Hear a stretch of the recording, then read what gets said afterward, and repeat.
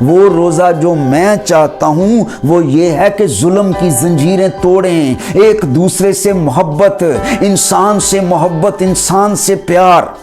اور پھر کیا یہ نہیں کہ تو اپنی روٹی بھوکھوں کو کھلائے۔ مسیح کے نہایت قدوس اور جلالی اور بابرکت نام میں آپ سب کو سلام۔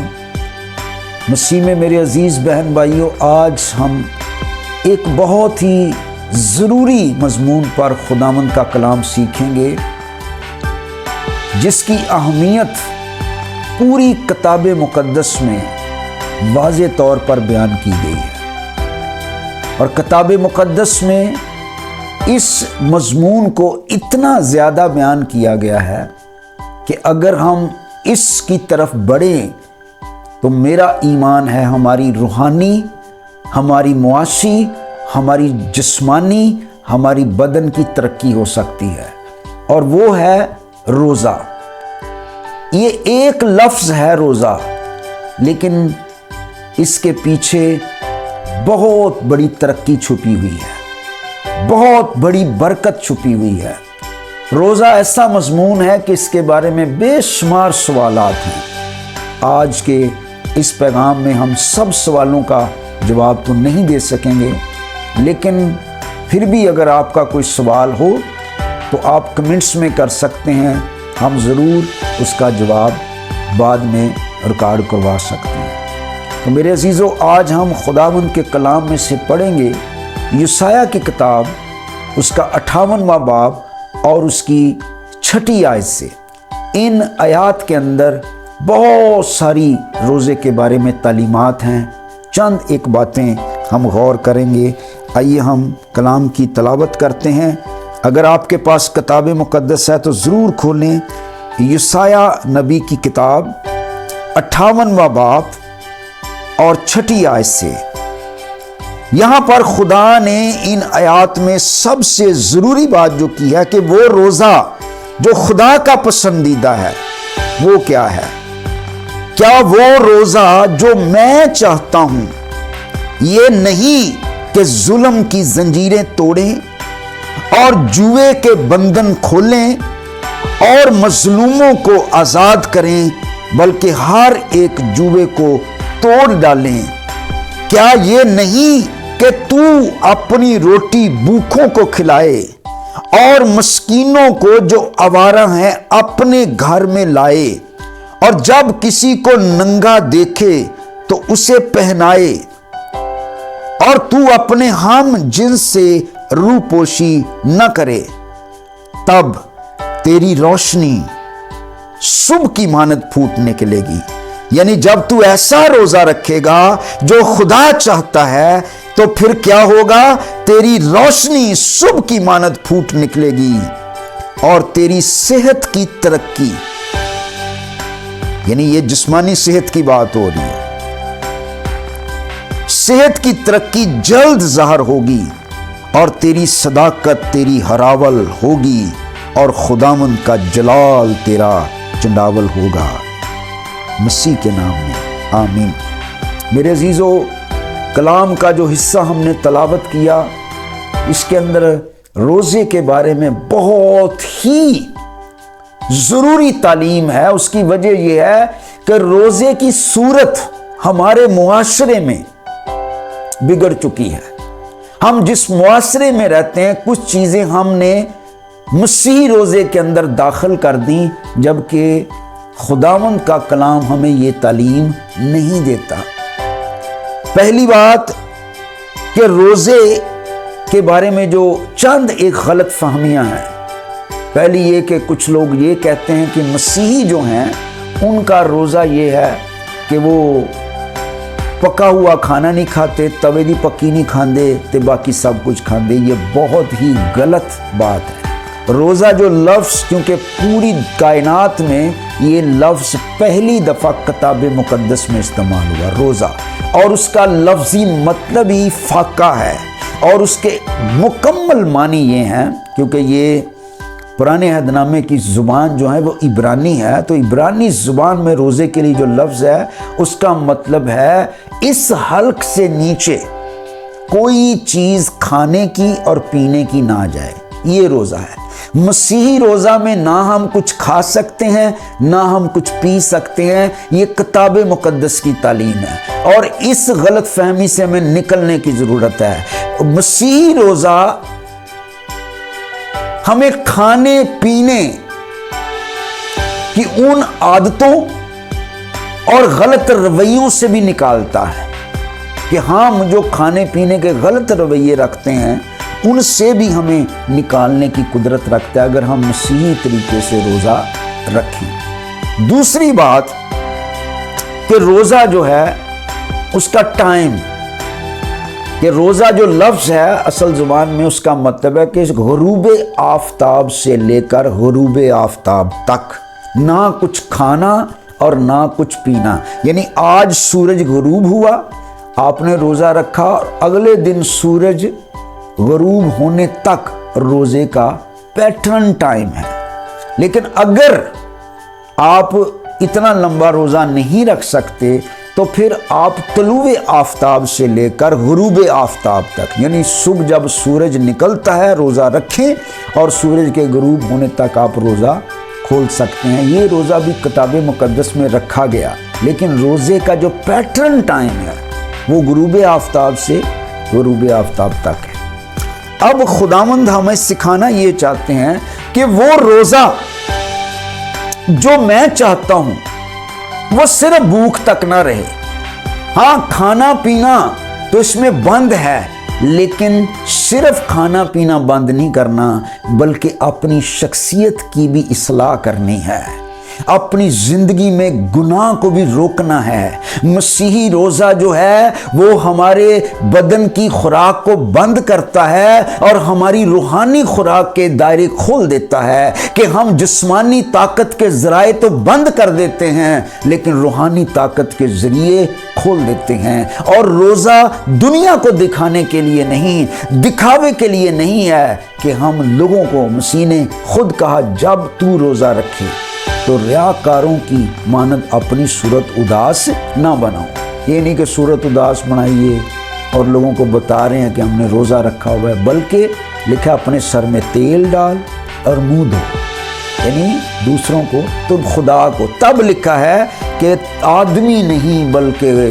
तेरा खुदा तुझे रोज़ादार जाने। तो ये जो साया की किताब में जो लोग थे ये रोजा रखते थे, अपने चेहरे उदास बनाते, सरों में खाक डालते और लोगों को बताते, टाट पर बैठते और वो यही रोजा समझते थे। और वो क्या करते कि खाने पीने को ज्यादा तरजीह देते, रोजा रखते वक्त एहतमाम करते, रोजा खोलते वक्त एहतमाम करते। इसलिए खुदा ने इस पूरे बाब में ये सलाह की कि वो रोजा जो तुम रख रहे हो ये मेरा मकबूल नजर नहीं है। वो रोजा जो मैं चाहता हूं वो ये है कि जुल्म की जंजीरें तोड़ें, एक दूसरे से मोहब्बत, इंसान से मोहब्बत, इंसान से प्यार। और फिर क्या ये नहीं कि तू अपनी रोटी भूखों को खिला। ये बहुत जरूरी बात है। आज जब हम रोजा रखते हैं, ये बाहर से चीजें हमने ली हैं, मसीही भी ये काम कर रहे हैं। जब हम रोजा रखते हैं और हम उम्मीद करते हैं कि दूसरे लोग हमारा रोजा खलवाएं और फिर हम रोजे खलवाते भी हैं, इसका किताब मुकद्दस में कोई अजर नहीं है। खुदा जो रोजा चाहता है वो ये है कि अगर आप 24 घंटे का रोजा रख रहे हैं और उसमें आप फर्ज करें 2 टाइम खाना नहीं खाते, वो जो पैसे बच रहे हैं उससे खुदा कहता है तू भूखों को खाना खिला, मस्कीनों को जो आवारा हैं, जो बेहाल हैं। आवारा के लिए जो लफ्ज़ है उसका मतलब जो बेहाल है, जिनका कोई परेशान हाल नहीं, जिनको कोई देने वाला नहीं, तू उनको खाना खिला। हम क्या करते हैं, अगर रोज़ा खिलवाना भी है रिश्तेदारों को बुला लिया, रिश्तेदारों को खुश किया। यहाँ ये नहीं लिखा कि रिश्तेदारों को, बल्कि लिखा है कि तू भूखों को, मस्कीनों को जो आवारा हैं अपने घर में ला और उनको खाना खिला। काश हम वो रोज़ा रखें जो खुदा चाहता है مسیحی روزہ جو ہے وہ کھانے پینے کا معاملہ ہی نہیں ہے. ہم جب روزہ رکھتے ہیں تب بھی ہمارے ذہن میں ہوتا ہے کھانا کیا ہے, اور جب روزہ کھولتے ہیں تب بھی ہمارے ذہن میں ہوتا ہے کھانا کیا ہے. جبکہ روزہ تو خداوند کی حضوری, خداوند کے جلال, اس کی قدرت, اس کی برکت کی بھوک ہے. اس میں جسمانی بھوک آپ کی مٹ جانی چاہیے اور آپ خدا کی بھوک کے پیار پیاسے ہو جائیں اور کہیں خداوند میں تیری تلاش میں ہوں, میں تیرا طالب ہوں. خداوند میں اپنے بھائیوں سے روپوشی نہ کروں, اپنے ہم جن سے روپوشی نہ کروں, اگر کوئی غریب ہے تو اس کی مدد کروں اور خداوند تیری حضوری میں اپنے آپ کو پیش کروں. اور وہ روزہ جو خدا چاہتا ہے اس کا پہلا سب سے ضروری یہ ہے کہ ہم اپنی روٹی بھوکھوں کو کھلائیں. دیکھیں اس وقت کیونکہ کتاب مقدس میں لکھا ہے روزے کے لیے ایک دن مقدس کرو, اور اس کا مطلب ہے ہفتے میں ایک روزہ رکھو. یہ 40 روزے جو مقرر کیے گئے اس کی بھی کبھی ہسٹری بتائیں گے, لیکن یہ ہے کہ یہ 40 روزوں کے علاوہ ہم پورا سال بھی جب چاہیں روزہ رکھ سکتے ہیں. تو ہفتے میں ایک روزہ یہ کلام کی تعلیم ہے. فرض کریں اس وقت اربوں کرسچن ہیں دنیا کے اندر, اور اگر وہ کلام کے مطابق ہفتے میں ایک روزہ رکھیں اور وہ روزہ رکھ کر جو پیسہ بچے اگر وہ پیسہ غریبوں تک پہنچے تو دنیا میں کوئی غریب نہ رہے. یہ میں بالکل آپ کو بالکل معاشی لحاظ سے بتا رہا ہوں, تھوڑا سا میں اس کو مختصر کر رہا ہوں, لیکن کوئی غریب نہ رہے. لیکن ہم کیا کرتے ہیں, روزہ رکھتے وقت بھی اہتمام ہو رہا ہے, پیسہ لگایا جا رہا ہے.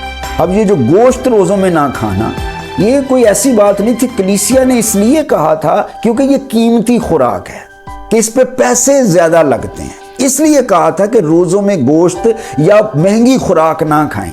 تو جو خوراک آپ کے گھر میں اس سے روزہ رکھیں اور اسی سے کھولیں.